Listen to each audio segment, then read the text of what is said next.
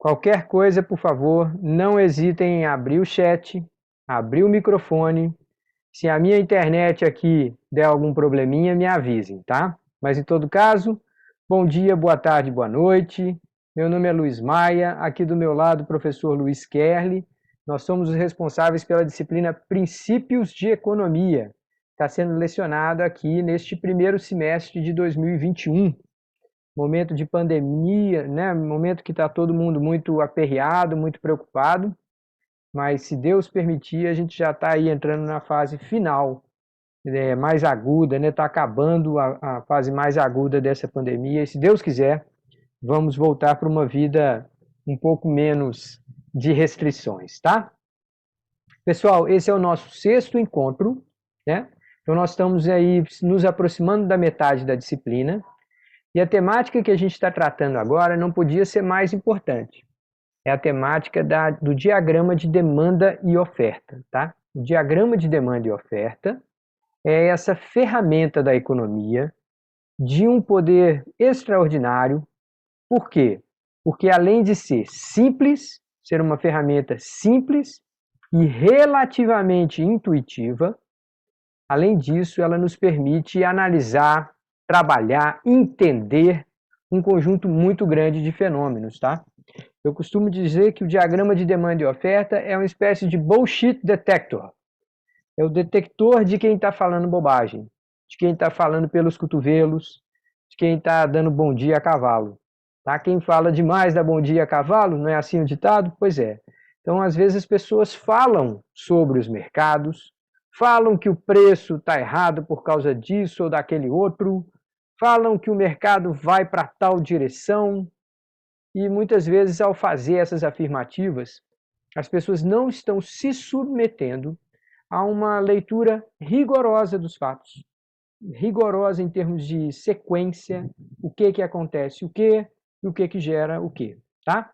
Então, para iniciar essa nossa conversa, antes mesmo de retomar as fichas de aula, eu vou abrir aqui a compartilhamento de tela, vou fazer um pouco de desenho, tá, gente? Acho que eu vou pegar essa tela aqui, que é uma tela preta, talvez fique até melhor. Ó. Deixa eu ver, não, aqui não é tela preta, não. Vou tentar abrir uma tela escura aqui, de modo que a gente fique mais claro quando eu usar o lapisinho colorido. Pronto. Tá aqui, arrumei uma tela preta para vocês aqui. Por favor, confirmem que aí está uma tela preta, tá? Tá certo? Acho que o Guilherme caiu a conexão dele e voltou. O Giovanni confirmou. Tá, então, pessoal, olha só. Eu vou fazer aqui o nosso diagrama de demanda e oferta e vou sugerir que vocês peguem um papel e lápis aí e façam a mesma coisa, tá? Só para praticar. Geralmente a gente desenha dois eixos. O que tem nesse eixo aqui? Conforme a altura vai ficando maior, a gente está falando de preços mais altos, tá? A gente sempre coloca nesse eixo vertical a variável preço, ok? Tá, e nesse eixo horizontal a gente coloca a variável quantidade. Ah, não dá para inverter não, Luiz? Não, dá não. Se você mudar, inverter a ordem, colocar preço aqui embaixo e colocar a quantidade lá em cima, sua leitura vai ficar toda errada, tá? Então, na medida que a gente se desloca para a direita nesse eixo horizontal, a gente está falando de quantidades maiores, tá? Tá, aí o que a gente fez nesse diagrama, nesse espaço cartesiano aqui? A gente foi observando o comportamento de consumidores. Quando o preço estava aqui embaixo, perdão, o comportamento de... Deixa eu apagar de novo.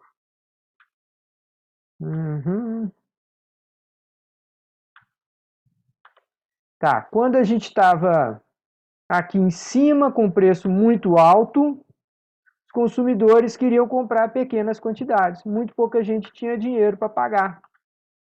Então, ó, se o preço estivesse lá em cima, a gente sai de preço, vai até a quantidade e vê que a quantidade está pequenininha. Aí a gente começou a observar como é que o consumidor se comporta. Na medida que o preço abaixava, as quantidades que o conjunto de consumidores, clientes, queria comprar ia ficando maior. Tá? Então, na medida que a gente foi identificando todos esses pontos aqui, a gente depois uniu esses pontos e chamou isso aqui de uma curva de demanda. Curva de demanda, ela consolida, né, o comportamento dos clientes, dos consumidores. É como se a gente pudesse separar fisicamente no mercado. Ó, gente, aqui desse lado, só quem está querendo comprar. Pronto, esse daí vai ser a curva de demanda. Agora aqui desse lado, todo mundo que está querendo vender. Se o comportamento do consumidor é esse, que a curva é deitada para a esquerda desse jeito, no caso do comportamento dos vendedores, dos produtores, a gente tem o caminho contrário. Por que que isso acontece, gente? Na medida que o preço sobe, a gente está registrando aqui a curva de oferta, na medida que o preço sobe para um vendedor ou para um produtor, aquilo é sinal, não é garantia, mas é sinal de que ele vai ter um lucro maior, ele vai ter uma margem maior de lucro, de rentabilidade na venda por um determinado bem, tá? Então, separando o comportamento só dos produtores, a gente vê vários pontos possíveis e unindo todos esses pontos, a gente traça aqui o que seria a curva de oferta. Então, no primeiro caso, na curva descendente aqui, a gente fala da lei de demanda. Existe uma relação inversa entre preços e quantidades. Preços mais altos, quantidades menores. Preços mais baixos, quantidades maiores, tá? No caso da curva de oferta, a relação é direta. Preço subindo, quantidade também vai subindo, tá? Estimulando o cara a colocar mais à venda. Tá, então quando a gente desenha esse diagrama aqui, é natural a gente pensar que esse ponto aqui é um ponto especial. Estou vendo aqui alguém fazendo um comentário aqui no chat, deixa eu ver. Tem gente aguardando a solicitação para entrar. Rapaz, mas não está aparecendo aqui para mim não. Ó. Deixa eu ver. Ah, tem sim, desculpa. Tem Kerly e tem Letícia. Obrigado aí por me avisar. Vamos ver se entramos todos agora, tá? Acho que sim. Obrigado, gente. Me avisem mesmo. Se alguém tiver bloqueado aí, não estiver entrando, me avisem que eu vou lá e dou o acesso. Vou até fazer uma coisa aqui, vou colocar o professor Kelly como co-host. Que aí ele eventualmente consegue também. Não, Luiz.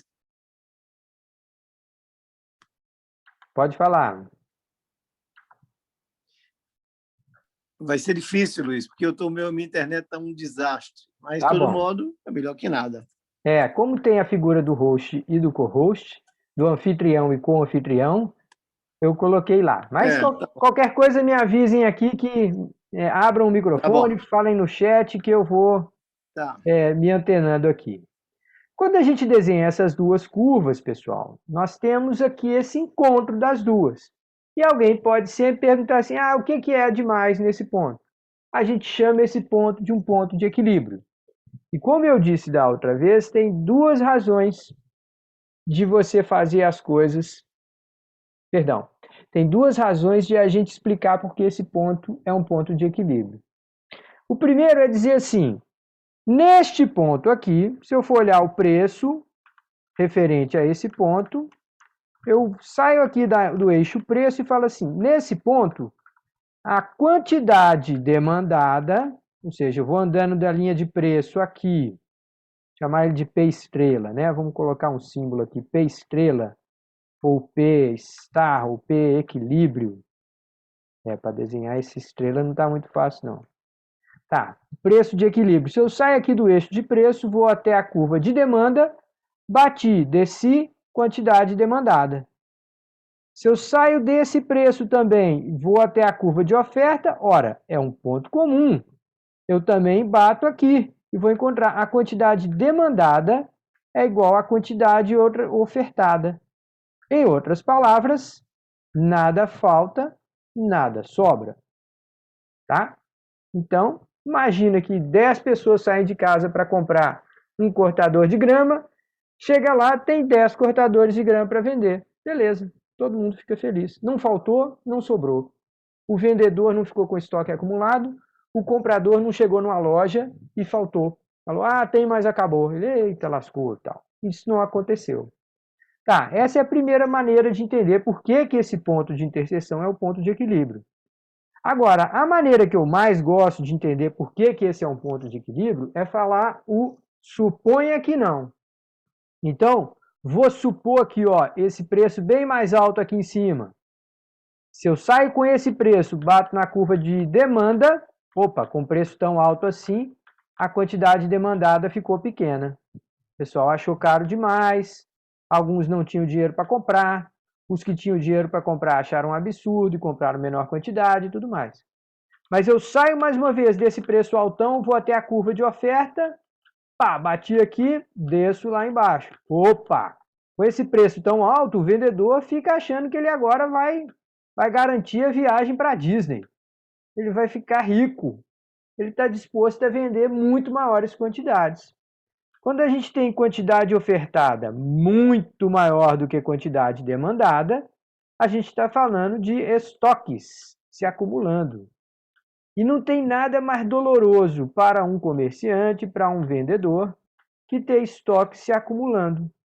Por quê? Porque quando ele está com estoque se acumulando, quer dizer que ele pagou o salário, que ele abriu a loja, que ele fez tudo que ele tinha que fazer bonitinho e não vendeu.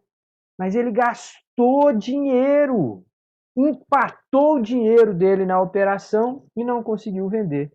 Então, quando os estoques estão se acumulando, o cara fica louco para vender. O que ele faz? Ele faz promoção. E aí você vai dizer, ah, tá bom, Luiz, então isso vai voltar exatamente para esse pontinho aqui? Ora, aí eu faço o suponha que não, o contrário. Suponha que desceu demais. Suponha que veio aqui para baixo, agora a quantidade ofertada é aqui. E a quantidade que os consumidores estão buscando é aqui. Então agora essa diferença não é estoques.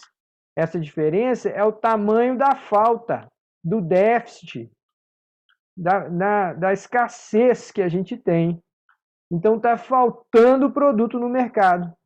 Na hora que o produto está faltando no mercado, a mensagem é assim: pode subir preço porque nego vai pagar. Então, quando um produto está faltando, começa aquela disputa para quem vai ficar com os produtos que tem, e aí a tendência é o preço subir. Tá certo? Então, isso é um ponto de equilíbrio em dois sentidos. Primeiro, porque se aquele ponto for o que está acontecendo no momento, nada sobra, nada falta. Segundo, é porque se o preço não estiver naquele ponto, as forças de mercado livremente, como se fosse uma coisa mágica, sem que o presidente edite um decreto, sem que ninguém em Brasília se meta, a interação de compradores e vendedores vão pressionar o preço para ir para aquela direção. Tá? Então, isso são livres mercados, onde há muita concorrência. Se você é um cara crítico do mercado, se você acha que o trabalhador é sempre explorado e a empresa é sempre safada e tal, se você acha essas coisas, não fique com raiva ainda de mim não, tá? Mais adiante, a gente vai mostrar o que acontece com essa bonita história dos mercados livres, quando também tem monopólio, quando tem cartel. Basicamente, aí o consumidor vai se lascar, tá? Mas a gente vai mostrar isso mais adiante.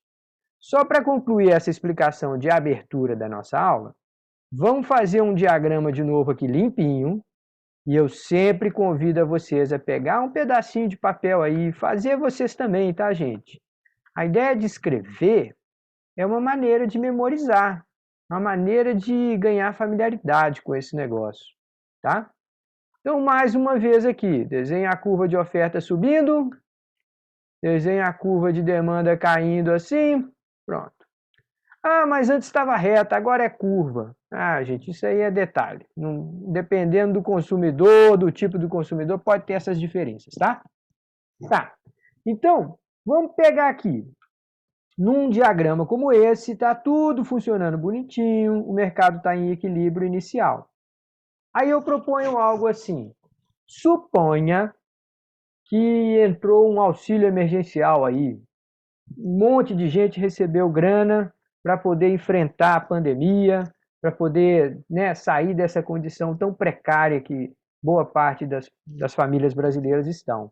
Segundo as estimativas das pessoas e dos órgãos oficiais, aí a gente teria algo entre 20 e 25 milhões de pessoas no Brasil hoje na extrema pobreza. Ou seja, pessoas com insegurança alimentar, com dificuldade de garantir o jantar, sem saber se vão comer 2 ou 3 vezes por dia, tá? Tá, então, imagine que diante de uma situação dessa, né, que é um equilíbrio que já não é muito desejável, mas suponha que a gente tem lá uma injeção de recursos na economia, como foi no ano passado, né? No ano passado, 40 milhões de pessoas receberam R$ 600 cada uma. Isso é um volume extraordinário de dinheiro. Tá? Muita gente recebendo esse recurso. O que acontece num caso desse? Aqui, primeiro impacto vai ser sobre os consumidores, na curva de demanda, né? Não vai ser, o primeiro impacto não vai ser na produção. O primeiro impacto é quem sentiu o dinheiro cair na conta e vai para o supermercado para poder comprar comida. Então, essa mudança foi positiva, a pessoa tem uma sensação de que ela tem mais poder de compra. Então, a gente vai ter a curva de demanda se deslocando para a direita. Então, olha que coisa curiosa aqui, gente. Na medida que o governo criou o auxílio emergencial, a gente sai de D0, aqui embaixo. Opa, deixa eu tentar fazer zero aqui. De D0 e vai para D1. Então, a gente tem um deslocamento de toda a curva de demanda. Qual que foi o deslocador da curva de demanda nesse caso? Foi a renda. Um aumento na renda desloca toda a curva de demanda para a direita. Mas agora, o ponto de equilíbrio não é mais o que a gente estava aqui. Agora, o novo ponto de equilíbrio vai ser... Deixa eu mudar de cor aqui o lápis. Ver se eu consigo mudar de cor lá. Pronto. O novo ponto de equilíbrio vai ser esse aqui. Uma nova curva de demanda encontrando com a velha curva de oferta e o novo ponto de equilíbrio está lá em cima. O que caracteriza esse novo ponto de equilíbrio? Olha, por um lado, a gente vê que os preços subiram. Isso bate com o que aconteceu em 2020, gente? Bate. A gente teve uma inflação entre 2020 e 2021, principalmente no preço dos alimentos. Todo mundo que faz supermercado aí sabe que o preço do arroz subiu, o preço do óleo subiu, o preço do leite subiu. Uma grande parte desses bens aí essenciais da alimentação nossa subiram de preço, tá? Então a gente teve como impacto dessa mudança na demanda o preço passando de P0 para P1. O segundo impacto que a gente teve dessa mudança é quantidades. Ora, para que o governo deu esse auxílio? Para que as pessoas pudessem comer, para que as pessoas que estavam em situação mais vulnerável pudessem se alimentar. Então a quantidade também aumentou, a quantidade de equilíbrio passou a ser um pouquinho maior. Então a gente não viu o país bombando, criando muitos empregos novos e tudo, mas deu uma recuperada, principalmente lá no segundo semestre do ano passado. No primeiro estava todo mundo em pânico com a pandemia que tinha acabado de chegar, mas no segundo semestre a economia deu uma recuperada. Tá? Então isso é um deslocamento da curva de demanda e a emergência de um novo ponto de equilíbrio. Parou. Perguntas, chat, comentários, joinhas. Façam um sinal de fumaça aí para mim, porque eu preciso saber que está todo mundo entendendo essa e sabe manipular. Pronto, beleza, Giovanni já anunciou, Tamires anunciou, joinha da Rayane, o Raul, maravilha, pessoal. Eu preciso desse feedback, senão eu vou seguindo adiante e não sei se vocês estão me acompanhando, tá? Tá.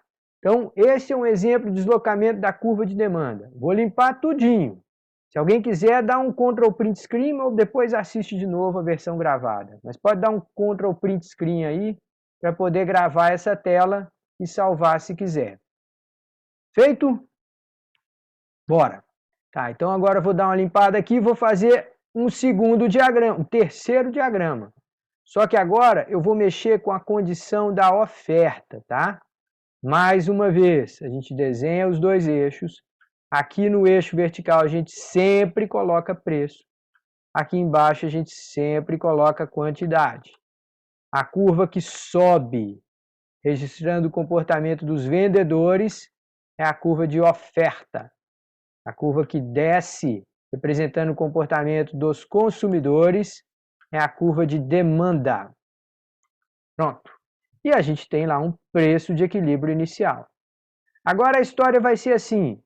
Suponha que porque o dólar subiu, aí um monte de gente está conseguindo vender soja, milho, tudo lá para o exterior a preços mais competitivos. Está todo mundo querendo vender só esses produtos aí chamadas commodities lá no exterior. Vamos dizer que isso aqui seja o mercado de milho, tá? Então tá aqui, o mercado de milho. Gente, só para criar o nosso exemplo aqui, o milho é um produto que é muito importante para nós, para a alimentação, mas o milho é um produto importante para a indústria, para ração, para produzir ração de ovino, caprino, enfim, para as aves. Então, o milho é um produto essencial numa economia como a economia brasileira, tá? Então, vamos supor lá que por causa de umas condições de custos, dificuldade de comprar fertilizantes, um mercado mundial crescendo muito, suponha que a produção de milho ficou mais cara. Tá? Então vamos propor aqui aumento de custos. O que acontece quando os custos de produção, pode ser a semente, pode ser o fertilizante, pode ser o próprio arrendamento da terra. Suponha que os custos de produção de milho subiram, tá? Os custos da produção de milho subiram. Seja o dólar afetando insumos importados, maquinário agrícola, enfim. Suponha que os custos subiram. Os custos não vão afetar primeiro o comportamento do consumidor. Primeiro, os custos vão afetar as condições de oferta. E quando os custos sobem, é como se falasse assim, ficou mais difícil produzir milho. Se ficou mais difícil, a gente vai fazer isso, vai registrar nesse diagrama, com um deslocamento para a esquerda de toda a curva de oferta. Ou seja, a oferta vai se contrair, vai começar a trabalhar com quantidades menores. Ficou mais difícil produzir milho. Então a gente vai registrar aqui uma segunda curva de oferta. Se a primeira a gente chama de O0, a segunda, deixa eu ver se eu consigo desenhar um O aqui, porque a coisa mais difícil é fazer um círculo nesse coisinha. Pronto. Ficou uma curva de oferta O1. Tá, então esse preço de equilíbrio agora não vai vigorar mais. Nós vamos mudar. Vamos voltar para vamos criar um novo preço de equilíbrio. Um novo encontro entre curva de oferta e curva de demanda. O que aconteceu com o aumento de custos? Bom, primeira coisa que a gente vê aqui é que comparado o equilíbrio inicial e o equilíbrio final, o preço subiu. Eita, Luiz, hoje você só está dando exemplo de notícia ruim? Me ajuda aí, meu amigo. Só tem coisa ruim, a inflação. Não, peraí. A gente está só tentando entender aqui com os exemplos que estão acontecendo nesse Brasilzão de hoje. Tá. Além do preço subir, a gente teve quantidades caindo. Então, a contração na curva de oferta, a gente tem duas notícias ruins.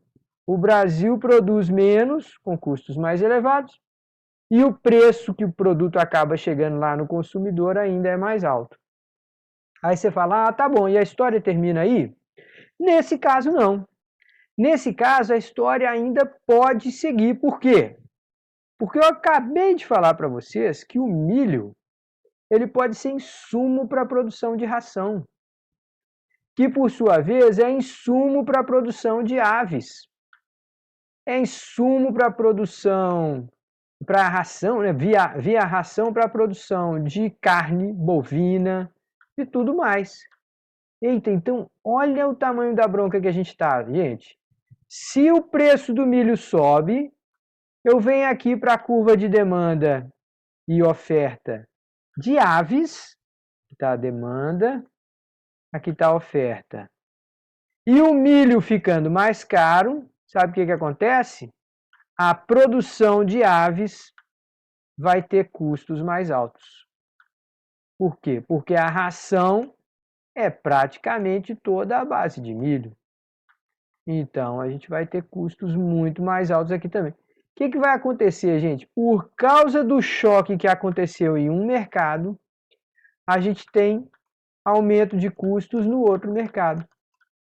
Espera aí, Luiz, mas deixa eu ver se eu entendi. Qual que é a relação entre esses dois mercados?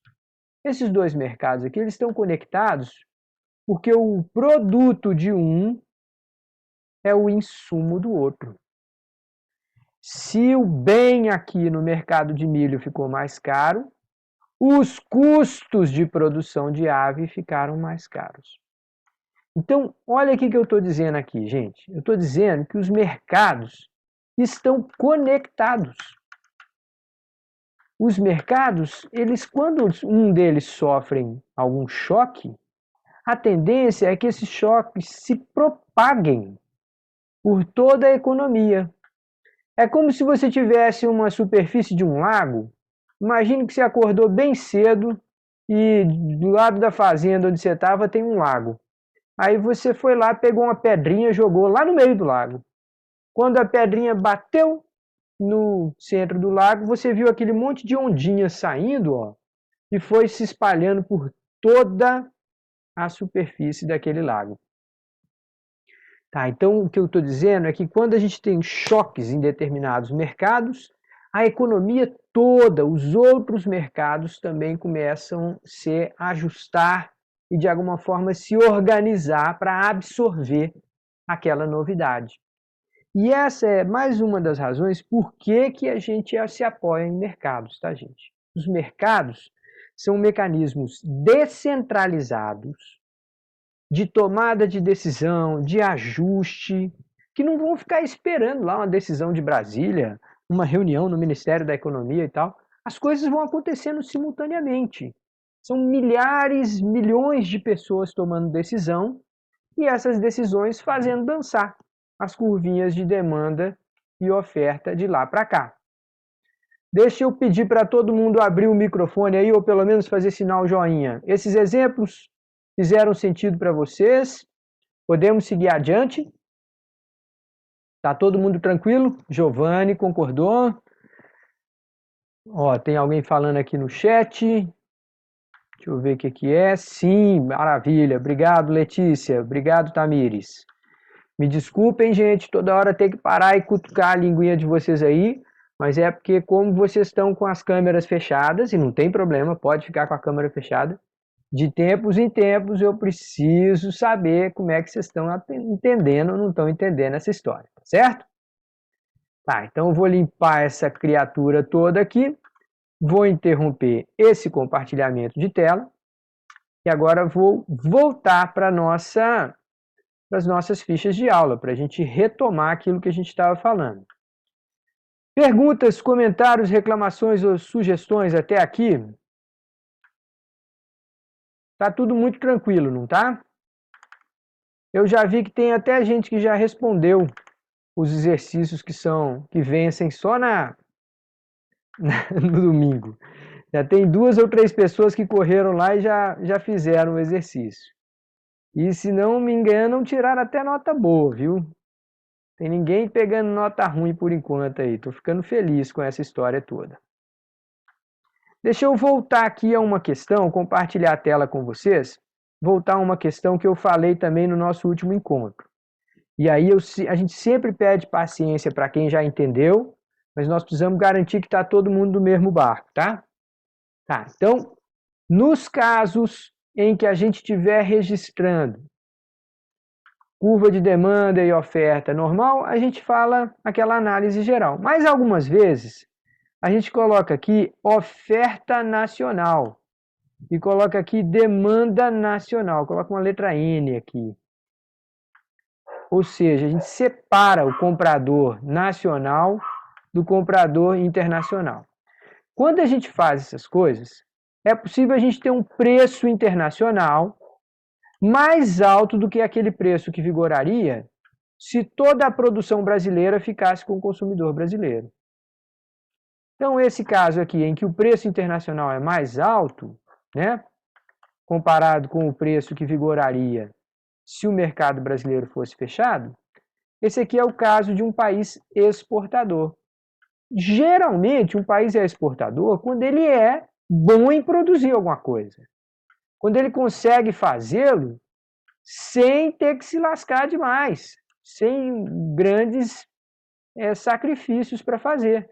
Para produzir café no Brasil é muito mais fácil do que produzir café lá na Suíça, lá na Islândia, naqueles lugares frios do norte da Europa. Lá você ia precisar de estufa, você ia precisar de todo tipo de adaptação, porque o café não sobrevive a menos 10 graus.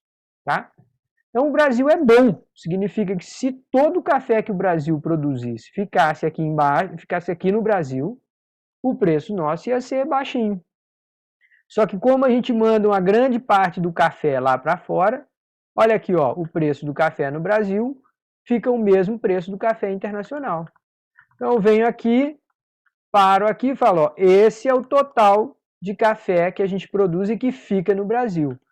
Vou até aqui, ó, a gente produz tudo isso, a diferença entre o que a gente produz e o que a gente consome internamente é o total de exportação. Tá? Então, nesse caso, a gente foge daquela ideia de novela da Globo, de que uma coisa é boa ou ruim, de que uma pessoa é boa ou ruim. A pessoa pode ser boa e ruim. Um fato econômico pode ser favorável e desfavorável ao mesmo tempo.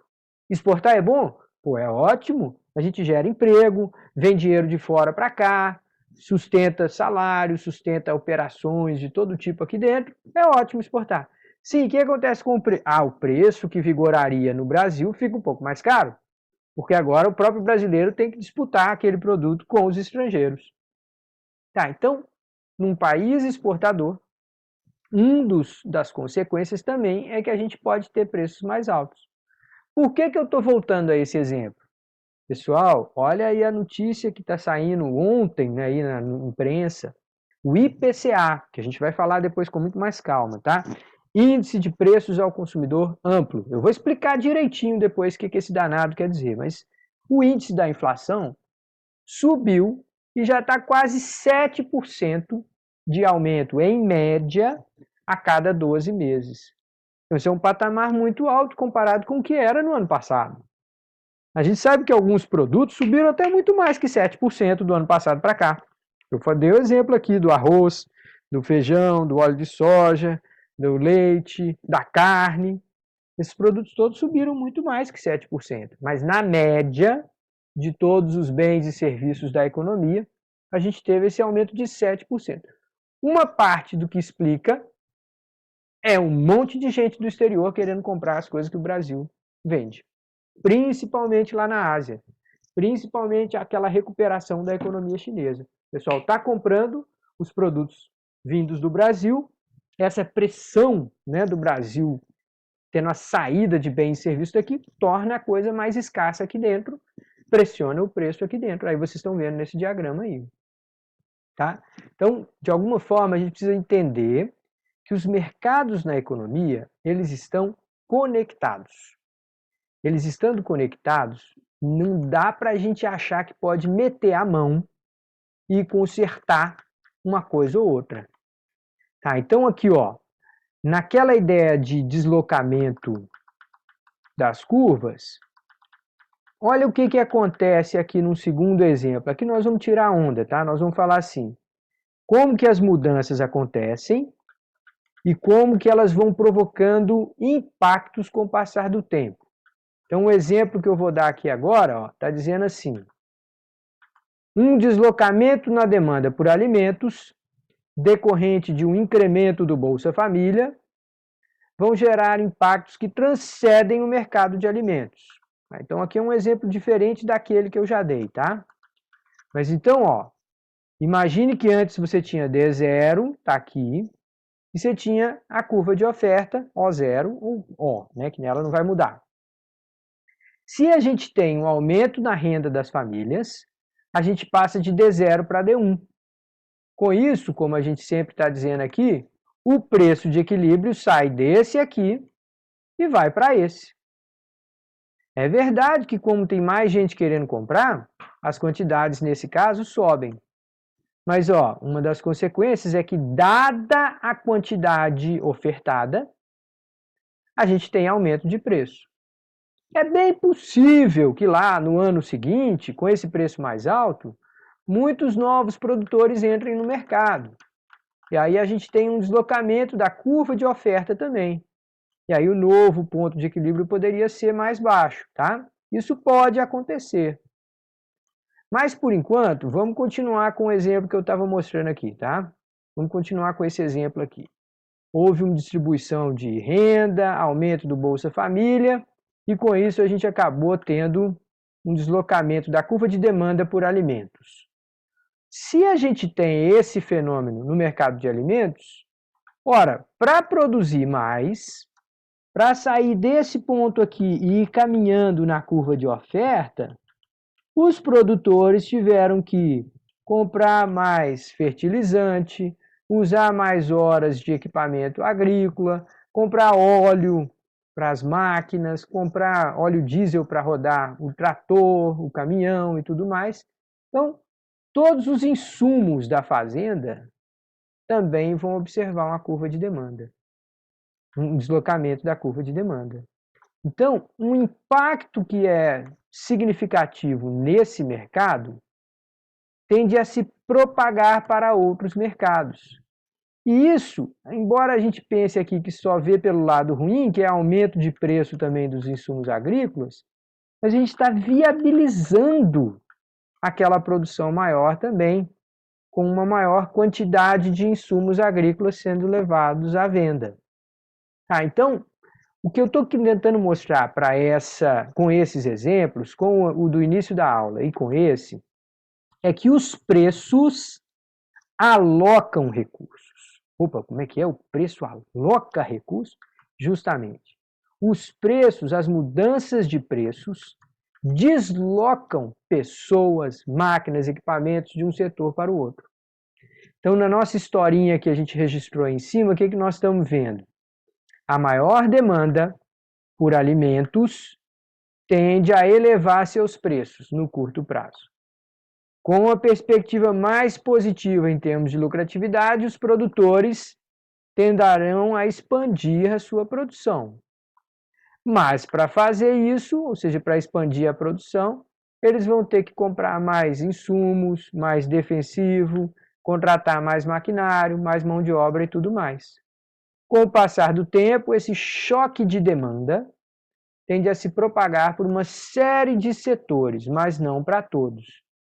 Aqueles que têm ligação com aquele setor vão ser impactados. Isso vai fazer com que se ganhe mais dinheiro num lugar do que em outro.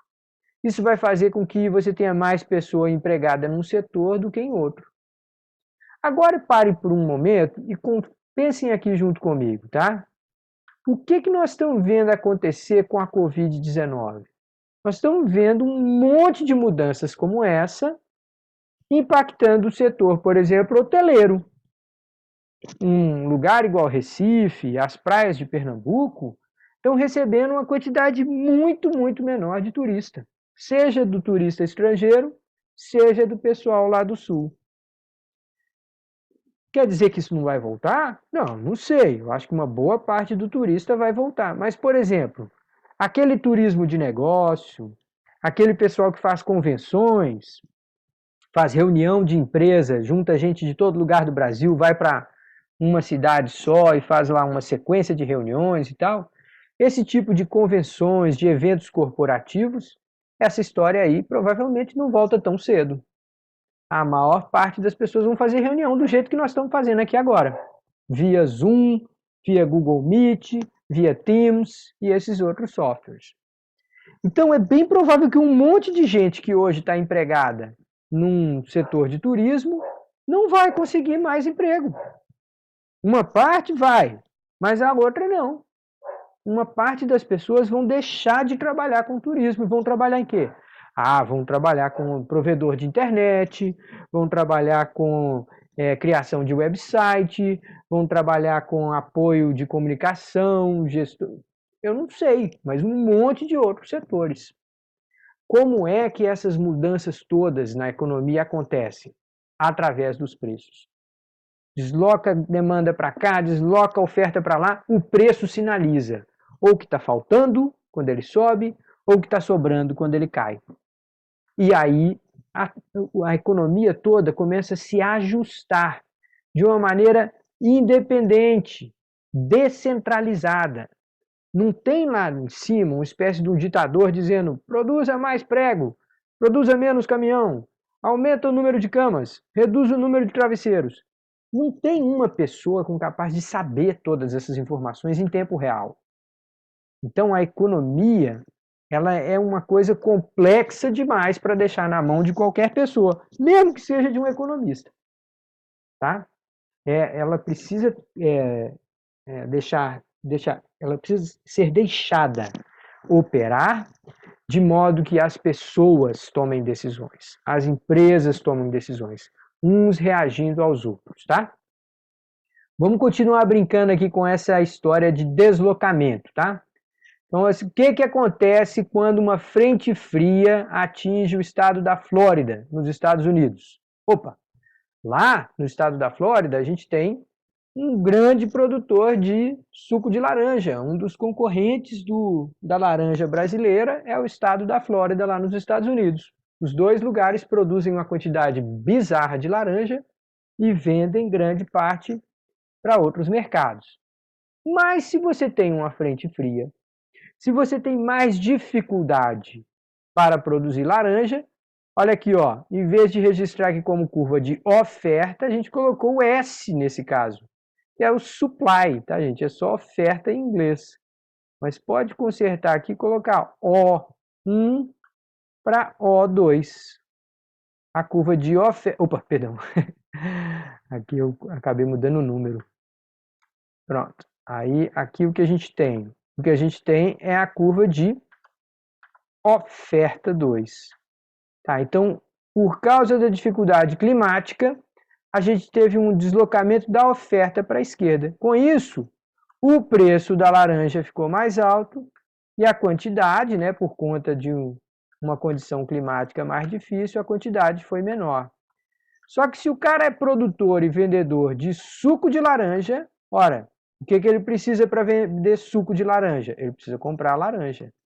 Se o insumo dele ficou mais caro, ele também vai ter um deslocamento da curva de oferta para a esquerda.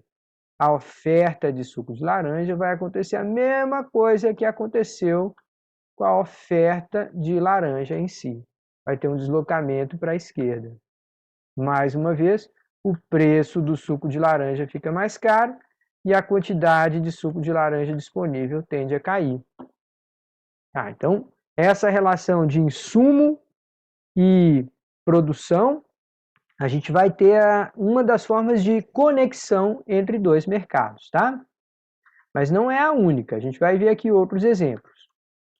Então vamos ver o segundo exemplo aqui. A cada verão, quando a temperatura começa a esquentar lá no Nordeste dos Estados Unidos, o preço da diária de hotel no Caribe despenca. Eita, peraí, isso faz algum sentido? São dois países diferentes? Não, calma aí, meu amigo. A grande maioria das pessoas que frequentam os hotéis de Cancún, daquelas ilhas todas lá do Caribe, são americanos. Na hora que a temperatura começa a ficar mais quente lá nos Estados Unidos, tem menos pessoas fugindo do frio. Então tem uma demanda menor.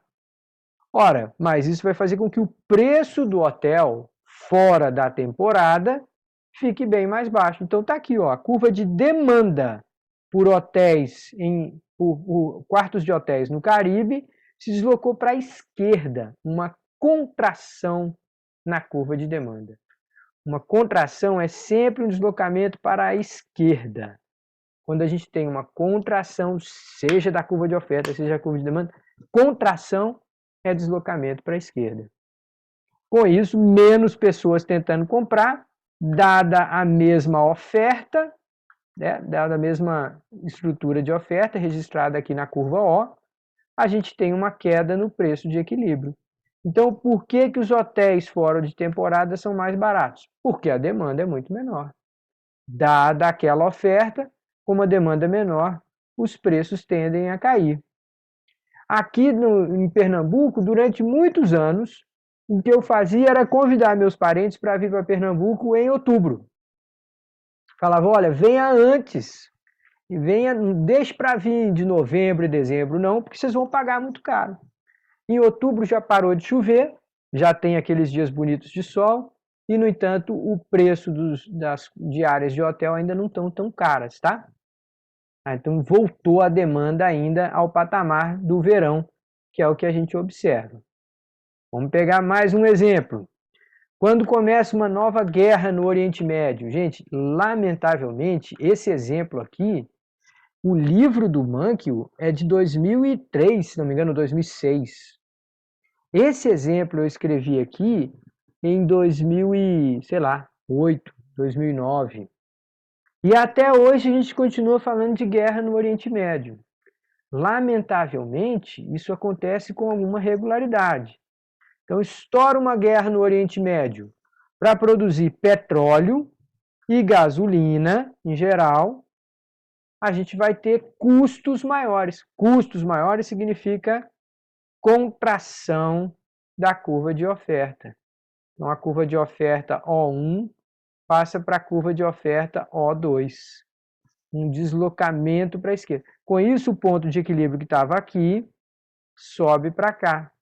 E lá vai o preço da gasolina para cima. Cada vez que Estados Unidos faz uma declaração mais dura contra o Irã, ou que aqueles foguetes cruzam a faixa de Gaza, saem da Palestina, chegam no Israel, saem de Israel, chegam na Palestina, todo o grau de tensão que a gente tem no Oriente Médio faz com que o preço do petróleo suba, o preço da gasolina suba. E o que acontece lá no mercado, por exemplo, com o mercado de carro? Ora, se a gente está falando de um carro que bebe demais, a gente pode ter um baita deslocamento da demanda para a esquerda, tá, gente? A gente sai daqui e vai para cá. Se as pessoas já estão, de fato, comprando cada vez menos esse produto, vai ter gente querendo se livrar. Ah, eu tenho aqui um carro que bebe demais, vou tentar vender. Aí o preço do carro cai ainda mais. Se a demanda se deslocou para a esquerda, menos pessoas querendo comprar. E se a oferta se deslocou para a direita, mais pessoas querendo vender, os dois efeitos fazendo com que o preço caia. Qual que é o Cadillac no Brasil? Bom, vocês talvez nem tenham ouvido falar, mas tem Caravan, Dojão. Durante muito tempo a gente ainda teve um tal de Landau, que era um carro que bebia feito um condenado. Então, carros que são pouco econômicos tendem a ser, né, preteridos. Ninguém mais quer ter um carro tão caro assim. Tá? Então, o que a gente está vendo é que muitas vezes as trajetórias de mudança no preço lá do mercado de gasolina podem influenciar em como as pessoas estão comprando carro. Agora as pessoas querem comprar carro econômico, carro Prius, carro híbrido, carro que vai fazer 35 km por cada litro de gasolina, porque reutiliza a energia do movimento para carregar as baterias que depois vão ser usadas como veículo elétrico. Então, o que a gente está vendo mais uma vez, seguidas vezes, é que nenhum presidente, nenhum líder mundial foi lá e disse: suba o preço de tal coisa, desça o preço de tal outra coisa. Tá? A gente está vendo os mercados funcionando livremente e, com isso, eles acabam tendo impactos entre si. E é por essas razões que a gente não acredita em populismo. A gente não acredita em presidente ou presidenta que fala assim: vou baixar o preço da energia elétrica e ponto. Não vou deixar subir o preço da gasolina e ponto. E olha que coisa triste, gente. No primeiro caso foi a Dilma, no segundo caso foi o Bolsonaro.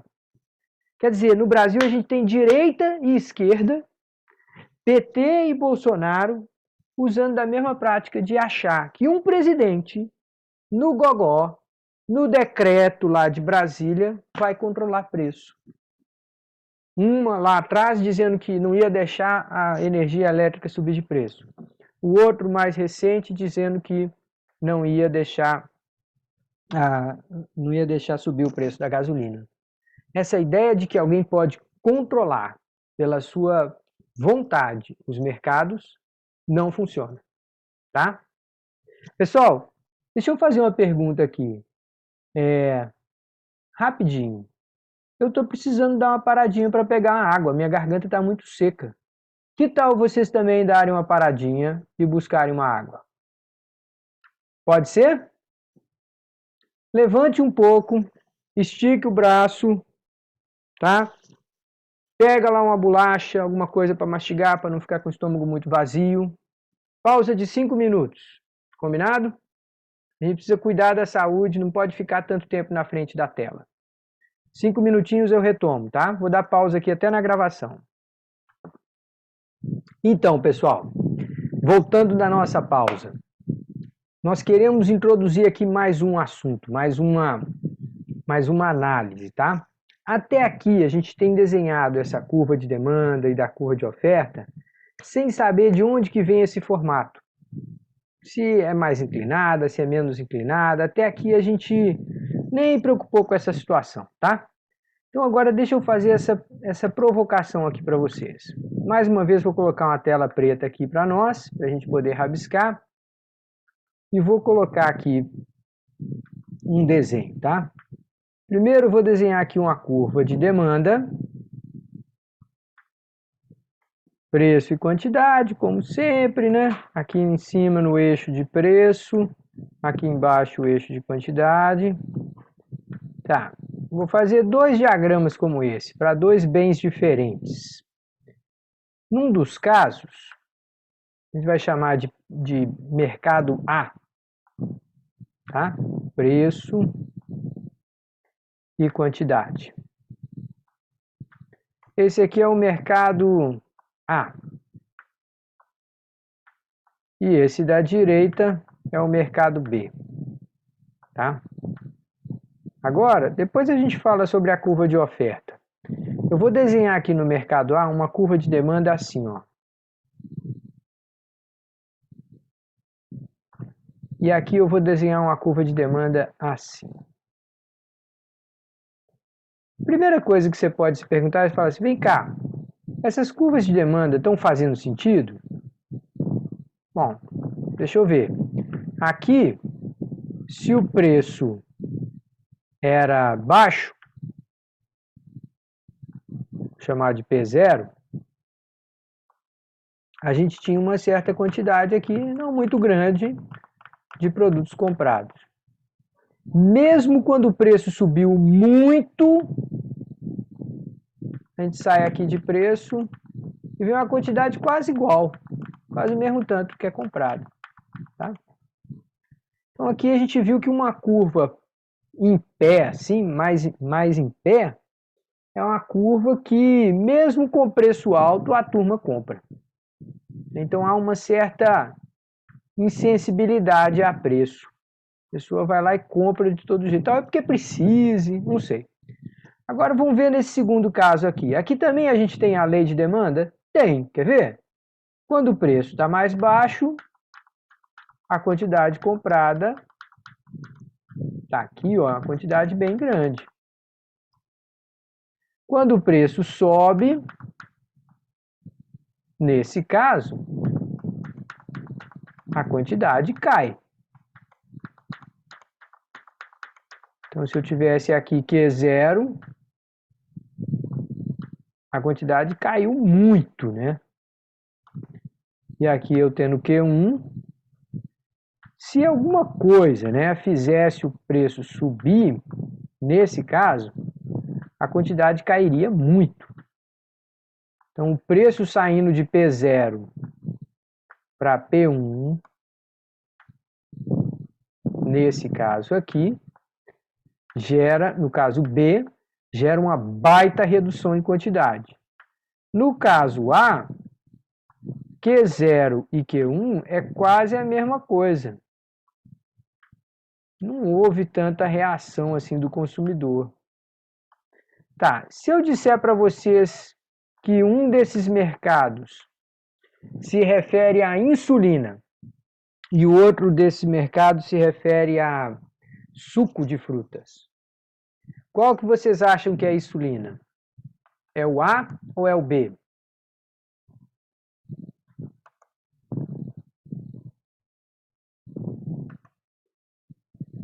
Ó, o Guilherme, a Tamires, a Rayane, todo mundo considera que o A é o mercado de insulina. O que é insulina, gente? Insulina é aquele produto que a pessoa que tem diabetes precisa injetar de tempos em tempos. O corpo dele não produz insulina na quantidade adequada, então de tempos em tempos ele tem que injetar aquele medicamento. É alguém que depende de um medicamento para sobreviver. Nesse caso, a pessoa fica, entre aspas, insensível a preço. Seja lá qual for o preço, ela tem que comprar a mesma quantidade.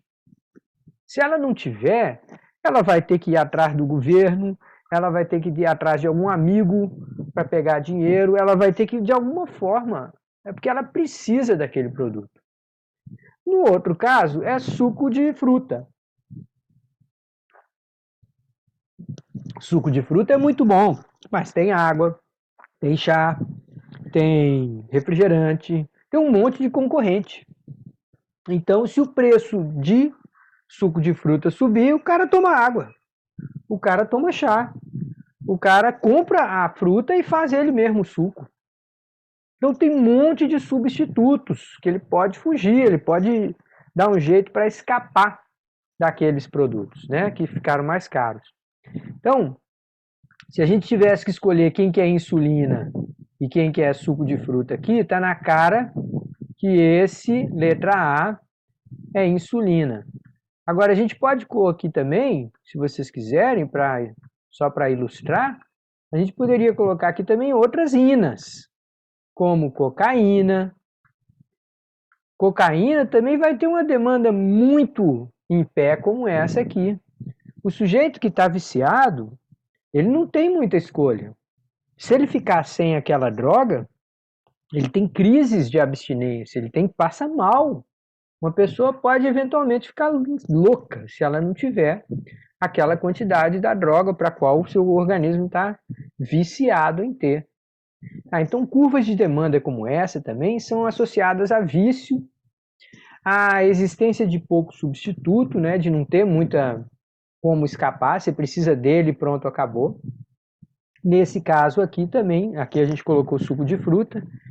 Aqui a gente está falando de bens que não são viciantes, não são indispensáveis, né? Você pode trocar por outras coisas, e que geralmente tem um grande número de alternativas, de concorrentes, de substitutos. Ah, se eu não vou tomar açúcar, eu vou tomar refri. Se eu não vou tomar refri, eu vou tomar cerveja. Se eu não vou tomar cerveja, eu vou tomar água. Se eu não vou tomar água, eu vou tomar vinho. Se eu não vou tomar vinho, eu vou tomar café. Leite. Leite com achocolatado. Tem uma opção muito grande. Então, se o preço sobe, a gente reage e pode comprar muito menos daquilo. Nesse caso, não. Se o preço sobe, você não tem de onde escapar. E aí você acaba tendo que aceitar aquele aumento de preço, tá? Pois bem, e como é que na economia a gente lida com essa história? A gente simplesmente calcula a inclinação da curva, como é que a gente faz? Não, os economistas têm um jeito mais sofisticado de lidar com essa história toda, tá? Então eu vou mostrar aqui para vocês agora na nossa ficha de aula. O conceito que os economistas usam para explicar esse fenômeno que eu acabei de ilustrar para vocês é de elasticidade. Elasticidade, como vocês estão vendo escrito aqui, é uma ideia de sensibilidade. Mas peraí, professor. O senhor está dizendo então que aquele cara lá que depende da insulina, ele é insensível a preço? Que isso, professor? O cara vai ficar retado se subir o preço, ele vai ser super sensível. Calma. Estou dizendo insensibilidade no sentido de dizer, esse cara não reage. Ele não tem como fazer nada que não seja comprar. Então é como se ele não sentisse o aumento de preço. Não é que ele é insensível no sentido que ele não vai ficar preocupado. Ele vai. Aliás, ele vai ficar mais preocupado que todo mundo. Ele é insensível no sentido de que, mesmo com preços mais altos, ele vai lá e compra a mesma quantidade. Tá? Então, o conceito que a gente está tentando expressar nesse caso específico é chamado de elasticidade preço da demanda.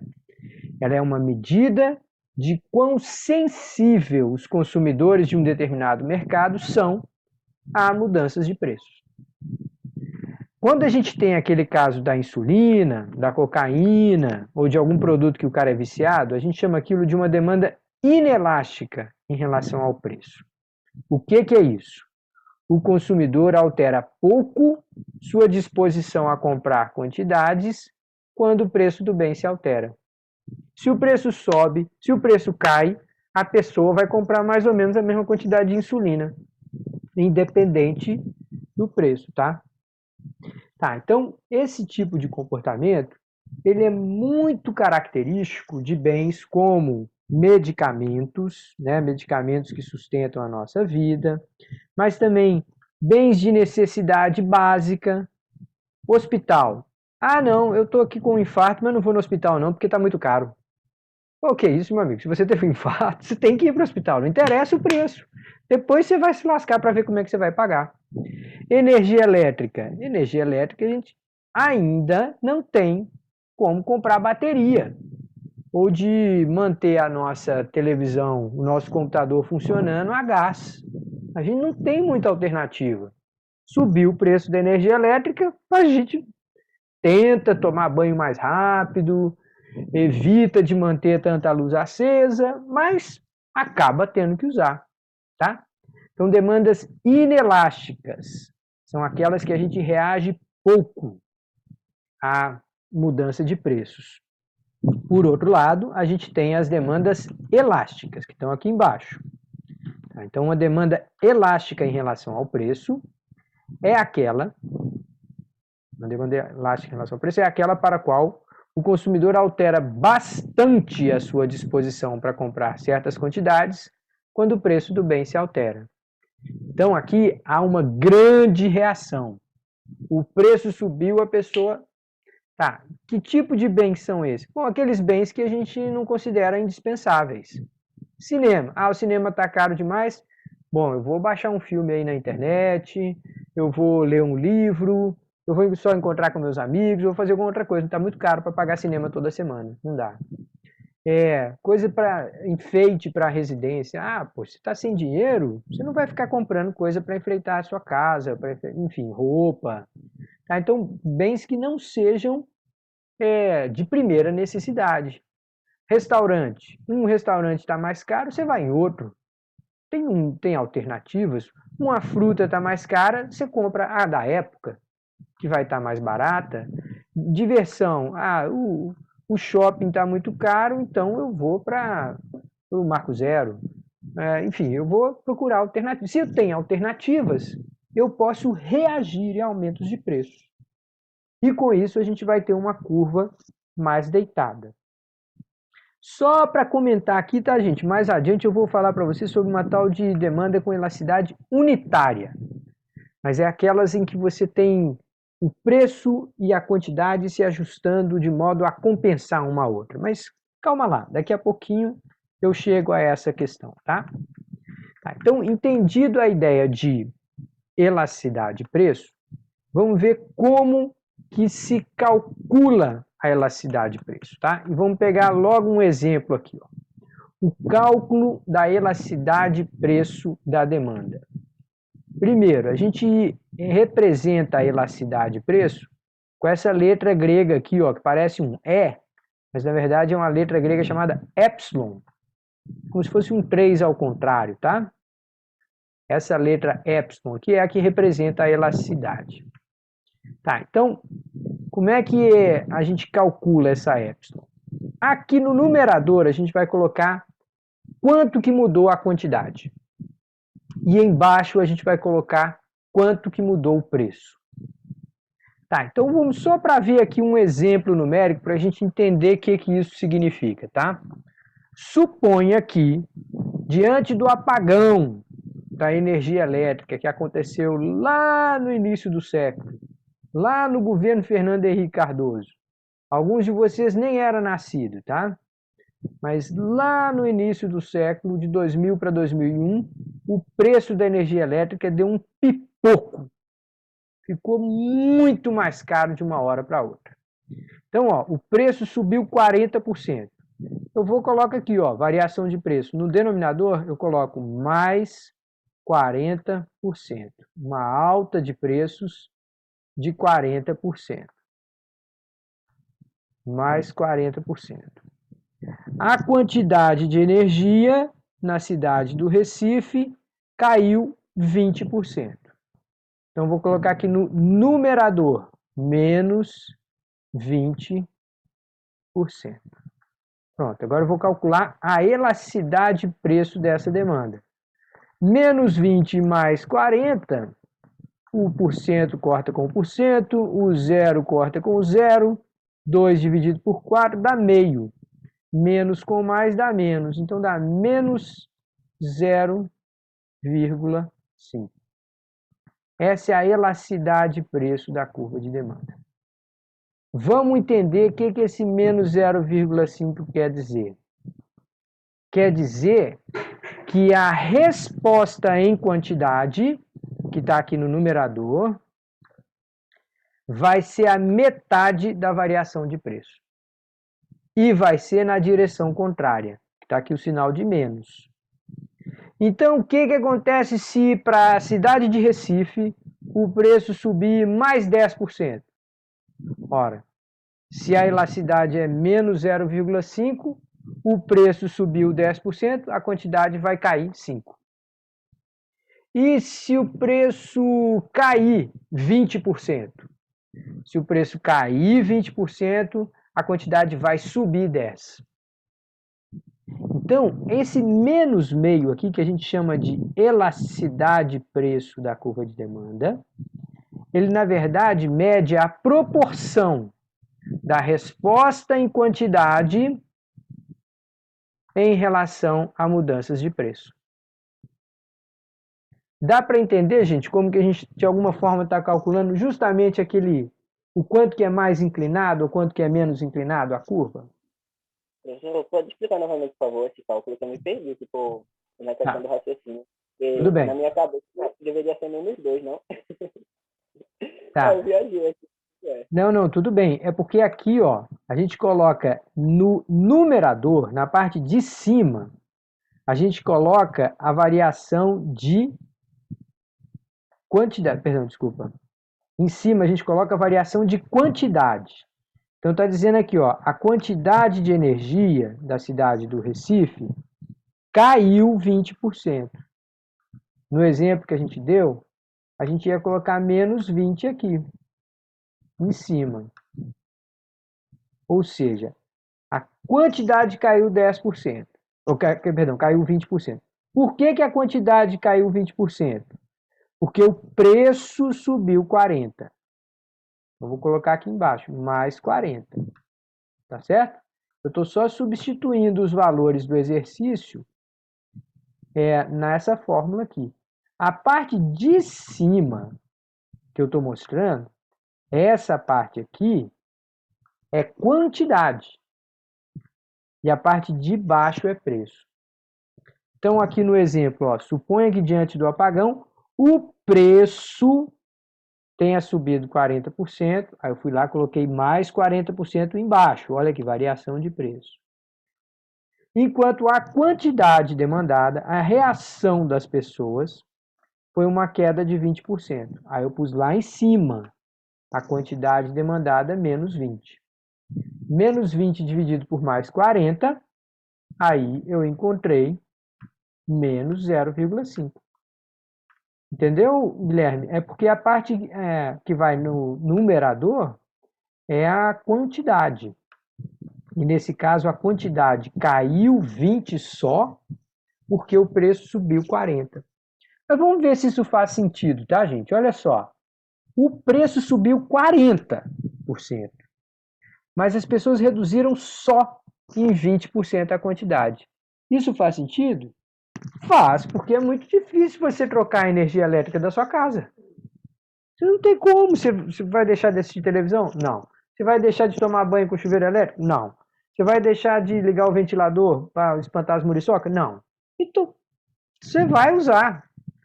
Vai ter que parar de gastar com outra coisa. Vai ter que parar de gastar com cerveja, com saída para o shopping. Vai economizar em outras coisas para continuar tendo energia elétrica na sua casa, concorda? Se a pessoa fica 2 contas sem pagar, da CELP vem e corta. Então ele não tem muito como fugir. A reação em quantidades, que está aqui no numerador, ela é menos que proporcional à mudança de preço, que está aqui no denominador. Por isso que esse número é menor do que 1. Então esse número menor do que 1 dá uma ideia de que a reação é menos que proporcional. Faz sentido agora, Guilherme? Beleza. Agora faz. Massa. Então, quando esse número é pequeno, agora vamos pegar um caso extremo, tá? Vamos dizer que o preço suba 40 e a quantidade cai a 0. Então, vou fazer aqui, ó. O preço subiu 40 mais 40%, coloco aqui. E a quantidade não cai a nada. Se a quantidade não cai nada, a elasticidade é 0. Isso significa que a quantidade não muda, independente do que acontecer com o preço. 0% de variação de quantidade é a mesma coisa de dizer que a quantidade ficou a mesma. 0 dividido por 40 dá 0 mesmo. Ora, como é que ia ser uma curva de demanda que a elasticidade é 0? Vai ser uma reta. Olha aqui como é que é a curva de demanda, ó. Se a elasticidade for 0, tá aqui, ó, quantidades, preço. Se o preço estiver aqui, aqui ou aqui, em todo caso eu vou para a curva de demanda e encontro a mesma quantidade. Está fixa. Então, uma curva perfeitamente inelástica, ela vai ser uma curva reta, curva de demanda reta. A quantidade não muda, independente do preço. O que parece ser isso aqui é o caso da insulina, é o caso de um medicamento que você tem que tomar controlado. O médico fala assim, você vai ter que tomar 2 doses de não sei quantos miligramas por dia, faça chuva, faça sol, o preço que tiver, você vai comprar aquela quantidade. Então, a gente chama de inelástico, gente, pela ideia de um elástico mesmo. Ó. Pensa assim, um elástico desses de pano, que você põe numa calça, que você usa para costurar, tá? Uma coisa elástica, quando você imprime uma força sobre ela, você estica o elástico, ele reage. Agora, se eu esticar um livro, se eu pegar esse livro aqui e começar a esticar, ele parte, ele não volta ao normal. Eu puxo, ele se arrebenta e acabou. Ele não vai reagir, né? Então, uma coisa elástica é aquela que você imprime uma força, deforma aquele objeto e ele reage. Aqui, no caso que a gente está vendo, é uma demanda inelástica. O preço subiu 40% e a turma comprou exatamente a mesma quantidade. 0% de variação em quantidade. Então, isso vai ser o caso de uma curva de elasticidade 0. Uma curva perfeitamente inelástica. Existem esses casos na vida real? Bom, existe, mas é só quando a gente realmente está falando de algo sem o qual a gente morre. Né? Então, imagine que a gente pagasse pelo oxigênio que a gente respira. Qual que ia ser a nossa elasticidade preço? Não, bom, oxigênio a gente precisa de uma quantidade. O cara não vai ficar respirando menos. Né? Ele precisa de oxigênio. Então, se você viajar para um outro planeta, passar as férias na Lua, chegar lá vai ter uma taxa de ar. E aí você vai pagar o que for, porque a quantidade que você vai precisar de ar não depende do preço. Para respirar, você não vai ficar sensível a preço. Pode falar, Guilherme, diga lá. Professor, a minha dúvida é em relação a... Porque, por exemplo, a análise vai ser feita de acordo com o resultado, né, dessa variação, digamos assim, que vai dar o resultado e você vai ver essa análise lá no gráfico, na demanda.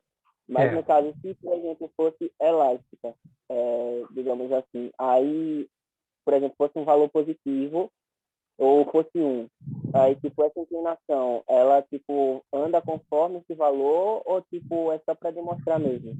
Boa, não. Excelente pergunta, porque olha só, se a gente for desenhar uma curva assim, depois uma curva assim, depois uma curva assim, depois uma curva assim, quanto mais deitada essa curva for, deixa eu dar uma limpada aqui que está muito bagunçada essa história toda. Deixa eu só limpar essas anotações aqui, peraí. Começar de novo. Vou também, pronto.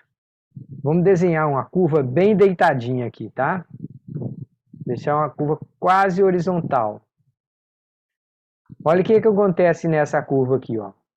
Se o preço inicialmente estava aqui e ele subiu uma mixaria para cá, olha o que acontece, ó. O primeiro preço a gente vai até a curva de demanda, a quantidade estava aqui. Eita, risquei sem querer. O segundo preço a gente vai para a curva de demanda e a quantidade já estava aqui. Olha só, para uma mixaria de alta de preço, a quantidade caiu a metade. Então imagine que você tem aqui em cima, né, um caso extremo como esse. A quantidade caiu 50%, quando o preço subiu só 10%. Se você tiver um caso como esse, olha só, a reação em quantidade, que está aqui em cima, foi muito maior do que o preço inicial. O preço, ó, subiu só uma mixaria, mas a quantidade despencou pela metade, caiu 50%. Nesse caso aqui, se eu fizer a conta, vai dar menos 5. Né? Mais com menos dá menos, 0 corta com 0, 5 dividido por 1 dá menos 5. Menos 5, a gente está falando de uma reação muito forte. O preço só subiu 10%. Metade das pessoas pararam de comprar. Então, a gente está vendo o sentido oposto, né? O comportamento oposto. O consumidor, nesse caso, está altamente sensível a mudanças de preço. É como se eu tivesse muito concorrente. Imagine que eu chego lá em Porto de Galinhas, aí eu estou caminhando ali pela calçada, eu falo assim, quanto que é a cerveja? Aí o cara, o latão está R$3. Eu falei, rapaz, não, peraí, eu acho que está caro. Na hora que eu começo a andar, o cara fala assim, não, eu faço R$2,50. Eu faço R$2,50. Por que ele está falando isso? Porque ele sabe que eu andando mais um pouco vou encontrar por R$2. Então, às vezes, quando tem muita concorrência, o cliente fica forte. O poder de barganha dele é grande. Então chega lá o rapaz vendendo rede. Você está na praia, passa um rapaz vendendo rede. Aí você fala assim, quanto que é? Aí o cara fala assim, não, essa aqui está 200. Você fala, não, 200 está muito caro, não tem esse dinheiro todo não. Não, doutor, eu faço para o senhor por 100. Quer dizer, na primeira regateada que você deu, o cara já reduziu para metade do preço. Então, é porque deve ter concorrente. É porque deve ter outros lugares vendendo mais barato. Ele sabe disso. Então, um mercado em que a demanda é elástica, a resposta em quantidade, ou seja, a resposta em quantidade que vem no numerador, é muito maior do que o impulso de preço que vem no denominador. Com isso, o número tende a ser grande, ignorando o sinal, né? Ignorando menos, é um número grande em valor absoluto. Agora, o que acontece se essa curva ficar perfeitamente reta? Se essa curva ficar horizontal, quer dizer que qualquer milésimo de centavo que a gente elevasse o preço, a pessoa comprava 0. Então, a variação percentual de preço muito pequenininha, vamos dizer de mais 0,001, 0,0001, Se o preço subir 1 centavo que for, a quantidade cai menos 100%, menos 90%. Então esse número vai ficando cada vez gigante. O numerador cada vez maior, para o denominador cada vez menor. No limite, é menos infinito. Então não existe uma curva de oferta, uma curva de demanda horizontal não, tá, gente? Mas hipoteticamente, a gente poderia pensar em tamanho sensibilidade que se o mercado subisse, se o vendedor subisse 1 centavo o preço, ninguém comprava. Nenhuma unidade. Tá? Então é como se o preço fosse fixo, o preço fosse dado. Então, o que vocês estão achando? Está fazendo sentido esses exemplos? Deixa eu fazer uma perguntinha aqui que não quer calar. Isso que a gente está conversando aqui, vocês acham que é conversa fiada de economista? Ou você acha que esse tipo de coisa tem alguma explicação prática? Esse danado desse cálculo de elasticidade, será que na vida real a gente tem lá um dono de supermercado calculando elasticidade? Será que o dono de uma loja, eu sou dono de uma loja que vende sapato aqui em Camaragibe, acha que eu preciso saber o conceito de elasticidade? Essa ideia que eu acabei de explicar para vocês, gente, como é que você aplica se você for gerente de uma loja? Quem gostaria aí de tentar? Eu acho que, assim, talvez ele não saiba o conceito e o cálculo e tudo mais, mas isso é algo que vem, uma noção que vem com o tempo, com a experiência no dia a dia das vendas e do mercado ali, não exatamente da teoria, como a gente está vendo aqui. Exatamente. Quem que foi que falou? Desculpa, eu não peguei. Raul. Oi, Raul. Pois é.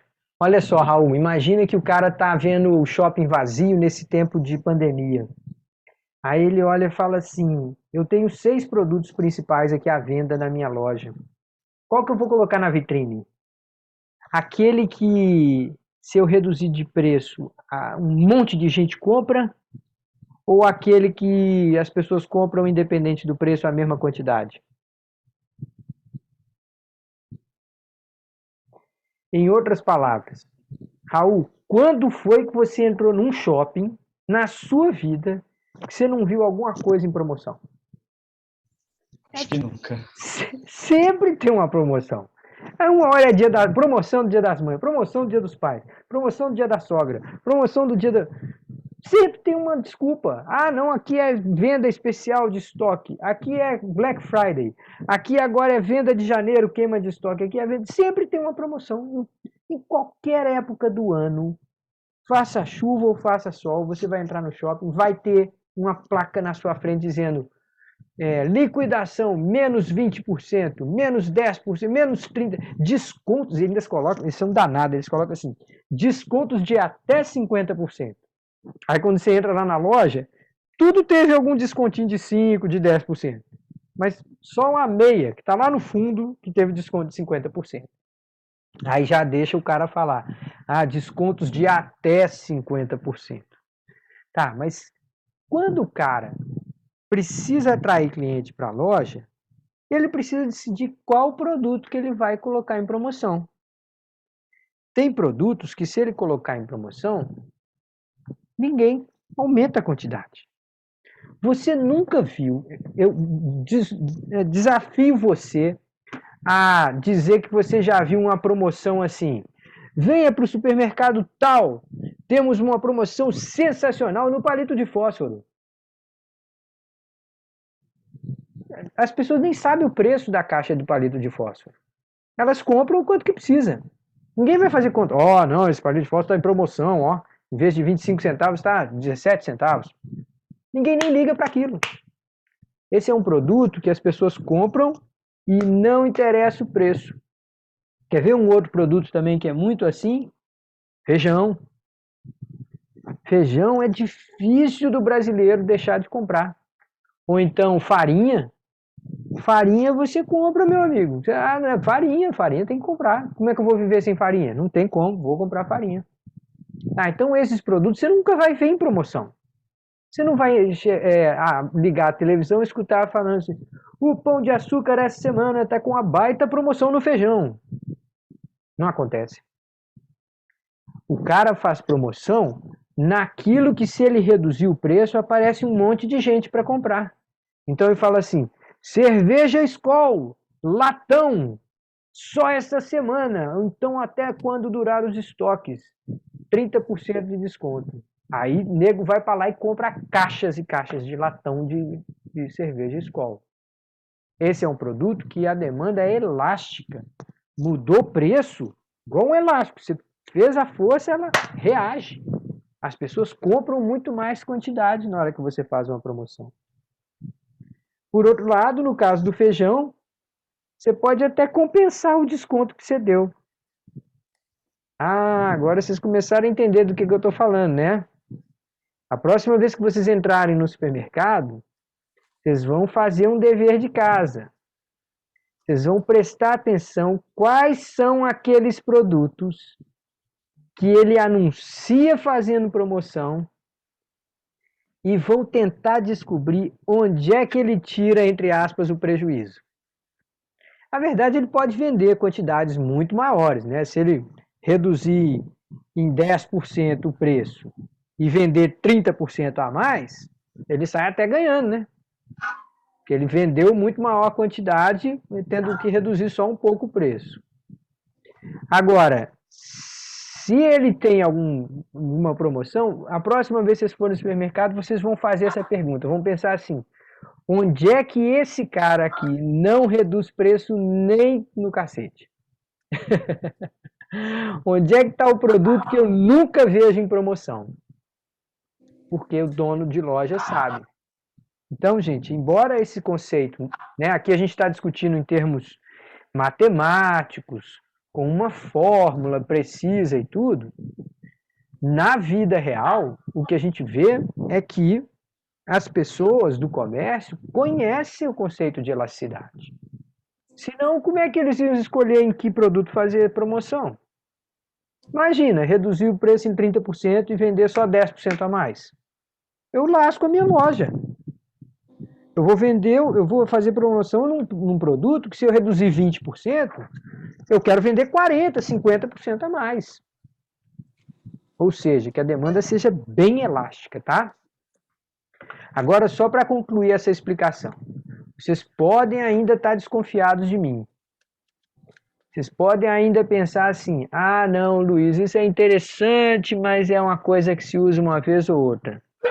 Gente, cada vez que vocês vão a uma loja, a um supermercado ou a um mercadinho do bairro, que vocês vão pagar e que vocês passam o cartãozinho lá, do débito ou do crédito, o dono da loja pode não saber quem é você, mas ele sabe quem é o 284735948277.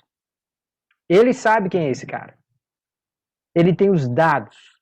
É possível você fazer cruzamento de dados, levantar os dados todos de venda do seu mercado, entregar na mão de um consultor e ele virar e falar assim, você está vendendo água cara demais, você está vendendo cerveja barata demais.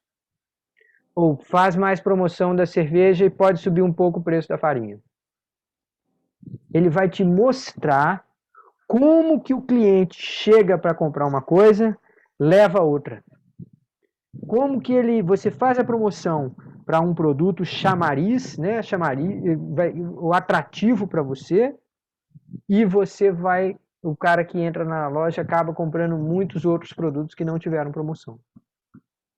Então, gente, isso daqui não é paranoia do Luiz Maia e nem é coisa de livro-texto de economia que ninguém estuda, não.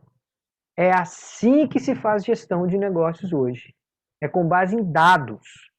Tem dados, tem números, tem um conjunto de informação enorme para todas as decisões.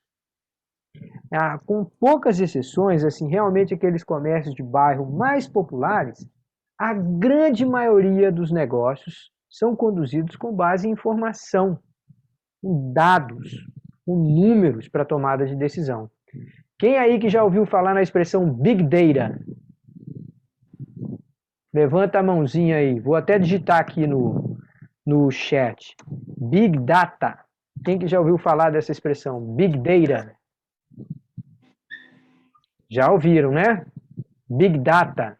Isso daí quer dizer que tudo que a gente faz, tudo que a gente compra, tudo que a gente decide, tem alguém aferindo, mensurando, catalogando, organizando, categorizando essas informações, e aí bota um robozinho ali para estudar os padrões de comportamento e vão descobrindo, opa, estou cobrando alto demais o preço do feijão, vou reduzir um pouquinho do feijão e vou aumentar da farinha. Vou reduzir o preço do pão e vou aumentar o preço da manteiga. E aí eu vou conseguindo fazer vendas que se traduzem em margens de lucro maior. Por quê? Porque eu conheço o meu cliente. Eu conheço a sensibilidade do meu cliente. Em outras palavras, na linguagem do economês, eu conheço a elasticidade preço da demanda. Faz sentido, pessoal? É isso, professor. Legal. Olha só, esse conceito de elasticidade, a gente vai trabalhar ele bastante, viu, nas próximas aulas. Então, amanhã eu devo postar um vídeo com muito mais exemplos sobre elasticidade. E aí a gente vai, inclusive, falar de outros tipos de elasticidade, essas informações que ajudam o gestor de um negócio a tomar decisão. Tá certo? Por favor, fiquem ligados aí ao grupo do WhatsApp ou ao blog Economaia, que vai aparecer aí nas próximas 24, 48 horas, uma série de ilustrações, aplicações desse conceito que a gente considera muito, muito, muito importante. Combinado? Maravilha, pessoal. São 10 para 6. Eu vou interromper aqui o nosso encontro de hoje, vou parar a gravação, mas como sempre eu vou estar aqui por mais uns 5 ou 10 minutinhos, se alguém quiser trocar ideia, fazer perguntas, enfim.